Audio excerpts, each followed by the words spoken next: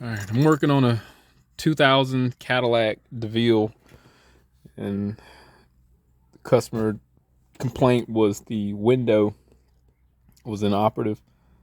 See if there's any trouble code. So we got one fault code. Let me show you what I got going on. Currently, right now, I can raise the front. I can raise all the windows except for this one in the back. Uh-oh. So I'm pushing down. The rear left isn't doing anything, but you can hear the relay. You can hear the relay operate. Now, if I go straight to the window, it'll work. But anything outside of that is not. I'm just gonna let it down, let it stay down. So let me show you also, when I close the door, I can't roll the window up. So I'm pretty sure you have an idea of what that could be. When the door closed, window won't move. Door open, window will move. Oh gosh. So closing the door a little bit. You already know where the issue is probably going to be in that door jamb here. So let me show you what I found out. Hopefully this video is going to be quick because I got a bunch of other cars I got to work on. Let me show you the code I got. It's probably manifested because I disconnected the window switch. Let's see what this one is. Yeah, that was because of me. It did have some other codes in there, but that's not inhibiting the functionality of the window at the moment. But let me show you what the live data shows. Go to data. This is what I observed.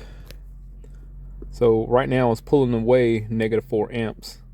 The window current, window motor peak current. So let me hit the switch. I'm hitting the master control switch on the driver's side. Let's look at the values. It's maxing out at 78 amps. Okay, let me open the door. Door's open. Same thing. Same thing. Hold on. Let's try this right here. It's kind of moving around everywhere. I should have got my other scan tool, but I don't think it would have made any difference. I would have to been going back and forward. Okay, here we go. So when the door opened, now it's at 0. Window works, and it's only maxing out around 10 amps. So this is normal. Let me close the door. I'm going to monitor the battery voltage. Battery voltage to the module is fine. It's at close to 12. So our issue is going to lie somewhere in here. Now I looked at the wiring diagrams and I was like, well, based on the communication, obviously it's grounding out because the amp load isn't going to be as significant as it is if it wasn't grounding out in some fashion. So let me do one more thing. Let me show you. So what I'm going to do, I'm going to move this and I'm going to look down here at the data. So I'm moving the door jamb wiring harness, and this is what happened. I just moved it back and forward. Back and forward.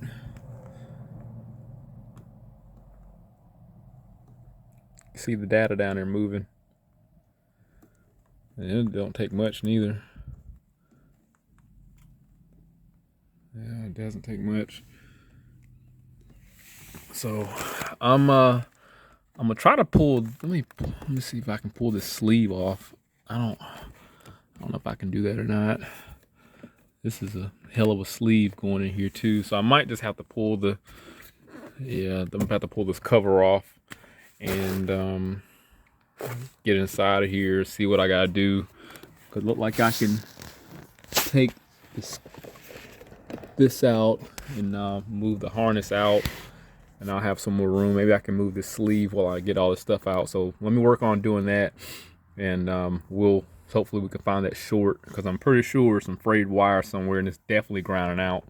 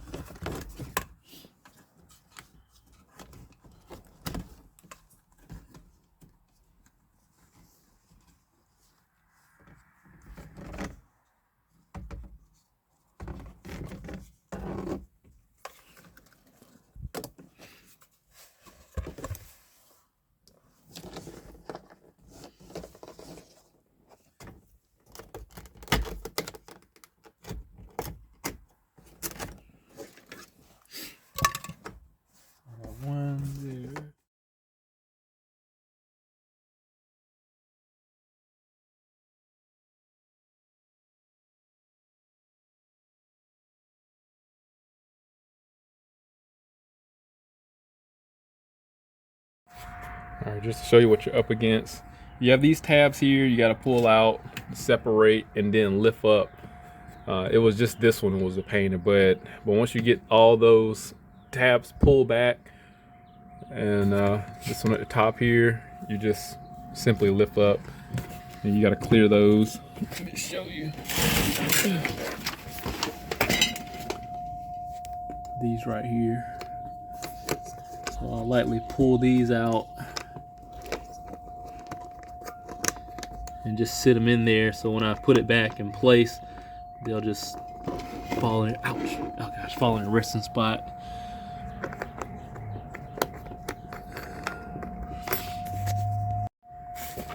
You just gonna have to ignore the noise. I'm not gonna break my neck over it.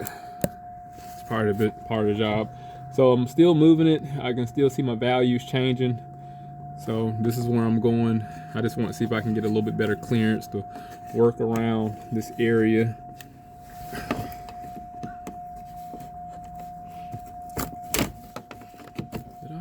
What happened?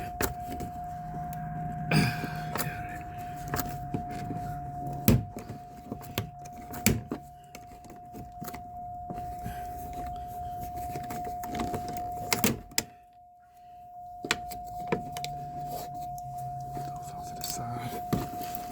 All right, my values are still.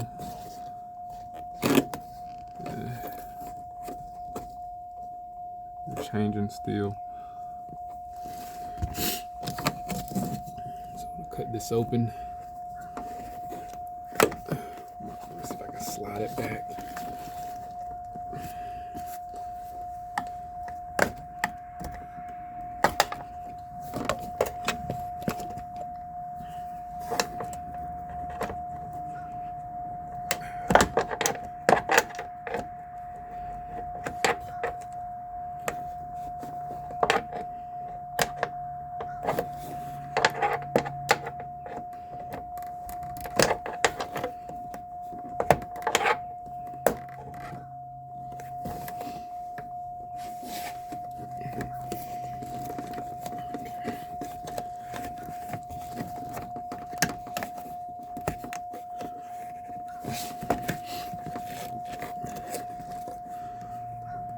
Oh, there's our problem. It's a broken wire right there.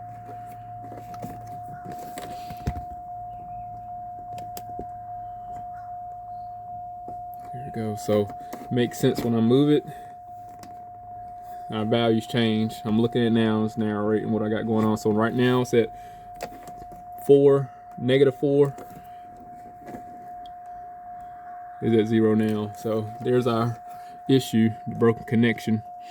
I'm gonna repair this and get this put back together. I thought it was in here somewhere. I thought it was a short, so I don't know. I didn't know. It was straight up conjecture. But if it was a short, logically would have knocked some stuff offline, plausibly. But this is good. Let me see if this will.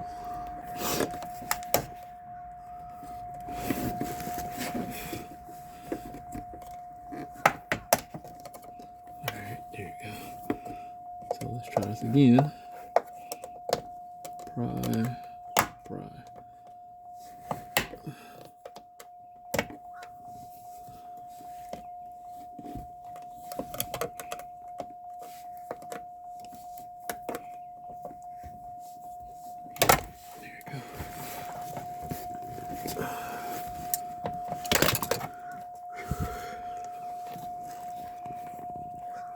this off to the side. So technically I didn't have to remove the whole door panel, but I didn't know. But it will, yeah, it worked out. I got a lot more room, so it's okay. Let me show you, give you a close up. This is our problem. So when we move the door, it would make contact. That's why it worked. This wire is a little brittle. So what I'm gonna do, I'm gonna excavate this pin, this ground here, and peel this insulation back and install some ground wire. I got some black wire laying around. It's about 16 gauge. And get that put back into place.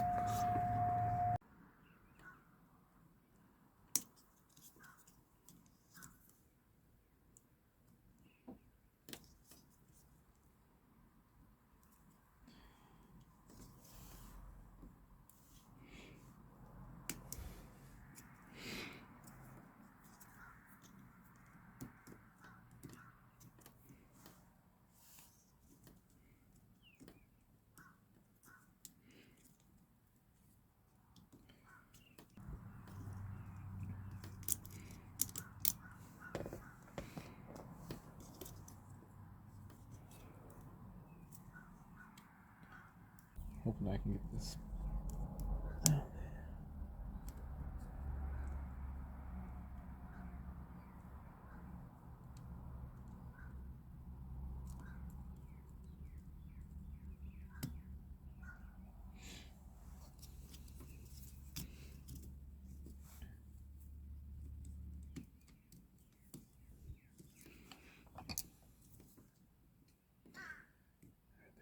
So it's gonna go right beside that pink. What's that pink? It's gonna go right beside that purple. So what I'm gonna do, I'm gonna pry this out, open this end up, and just put a extended wire there, clamp it back down. This wire is old and hard anyway. So that'll get us back running again. Just couldn't flex and wore out. All right, don't be mad at me, but I just went ahead and installed everything in reverse order. I took some wire and did what I said. I just cut the tabs, the locks in, and installed some fresh wire and got it insulated, covered back up. So the main thing is we saw the issue, not a big thing to fix. Y'all look at some of my old videos, I do wiring pretty decently. So this is the door control module. It's got the name on there. And so I'm gonna put everything back together and we'll look at some PID data and conclude this video. Oh, I guess it worked out pretty well. I'm gonna show you my wiring. I forgot to put the lock in, but here's the black wire I replaced. Looks perfectly fine. I need to put the lock back in there, and unfortunately didn't do that. So let me do that. I got the lock back in place. I did have to cut the harness a little bit. I just did. So I just put the wire tape back on it, slide it back in there, and we'll check our PID data.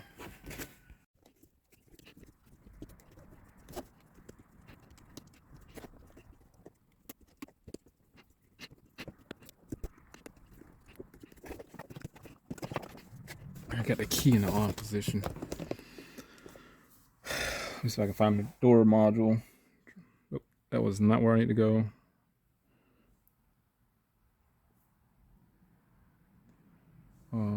Passenger rear. Left rear door module.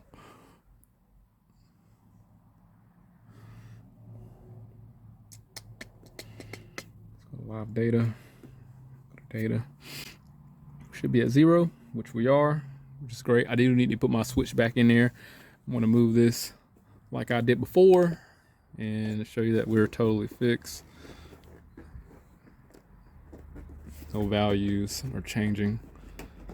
This is a fixed door control module. Well, not the module, the fixed broken wire I gotta make sure the window works.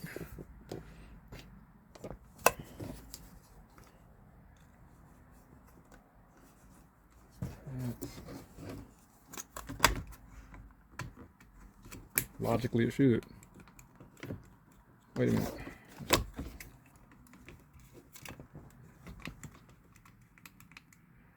Hold on. It should, but it ain't.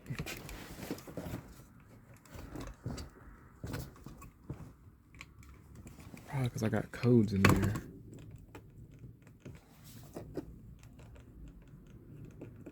Oh, I don't know if it's because I'm in the data. No. What the hell is going on here? What did I do? I know I got the harness hooked up.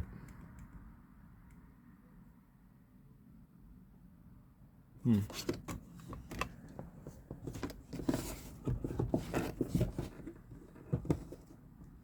nothing else to disconnect besides.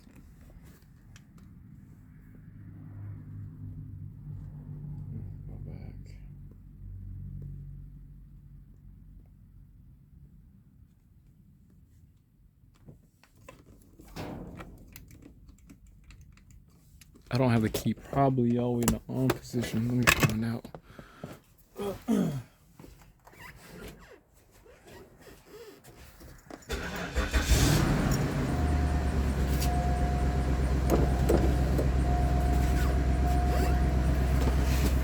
I don't know if it timed out or what. Okay, now everything's working. There we go. Everything's working like it's supposed to. All right, I'm gonna get lost. Hit the link, subscribe to the channel, stay informed how to reach this one work. See you next one.